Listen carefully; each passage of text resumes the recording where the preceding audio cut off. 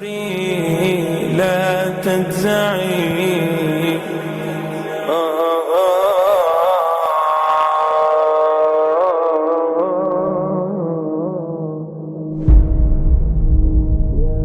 I've come across two types of people. One is the one who thinks he's a bad boy. He thinks he's a gangster. He thinks he's above everyone else. And deep down in his heart, and even times on his tongue, he makes it very clear that he doesn't have time for Allah. That he doesn't have time for this deen. That he doesn't have time for this religion and sunnah, and do this and do that. This is haram, this is not allowed. And there's an attitude that comes along with it. That pride, that arrogance in the heart. You come to talk to the brother, he says, get out of here, man. Every time one of you grows a little bit of a beard, maybe he heard a couple of ahadith on YouTube, now he thinks he's a sheikh. Everyone wants to come and preach to me. Get out of here, man. I don't need this in my life. Let me do my thing. An attitude towards Allah subhanahu wa ta'ala, like someone that he doesn't need Allah. And then there's the opposite too. There's the guy who, mashallah, he's been on deen for a couple of years, and I hate these terms, on deen or religious. What is religious? What does it mean to be on deen? Who defines who is and who isn't on deen? Who died and gave us the authority to claim whether this person is or isn't on deen anyway? Have we become so shallow that now because you got a nice beard, you wear a nice white abaya, Allahu Akbar, this guy's pumped. So there's the opposite. There's the guy who, mashallah, he's been on deen for a couple of years.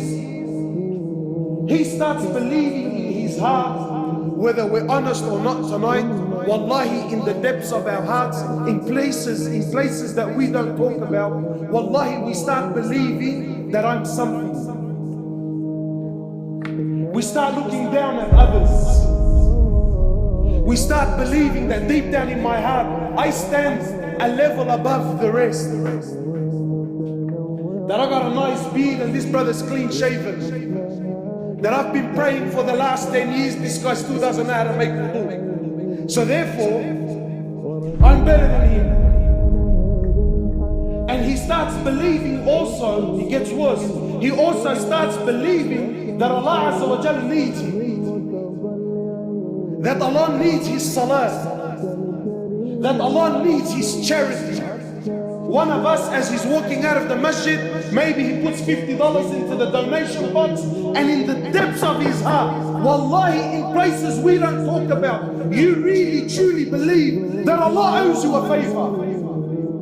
That Allah owes me something, man. That I've been praying for the last 10 years, so therefore, Allah subhanahu wa ta'ala, he owes me something. Well, my brothers, today I got news for both sides. Allah owes you nothing. Don't be fooled. Don't let shaitan play with your mind. That look at you, mashallah, you've been on deen. You're a cut above the rest. You're nothing.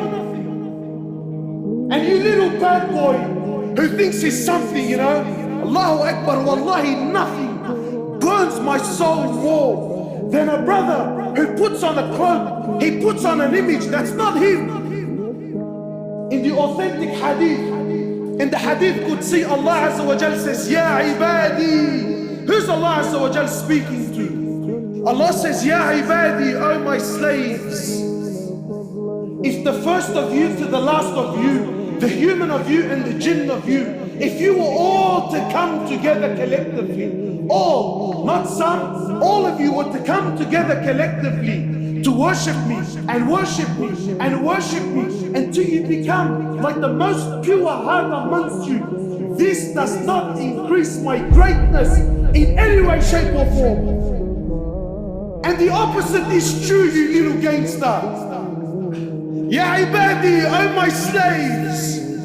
If all of you, the human of you and the jinn of you, if you were all to come together collectively and all of you were to sing sins, steals, cheat, sell drugs, prostitute. Do whatever you desire, you little gangster. Do whatever you think makes you look cool and hectic on the streets.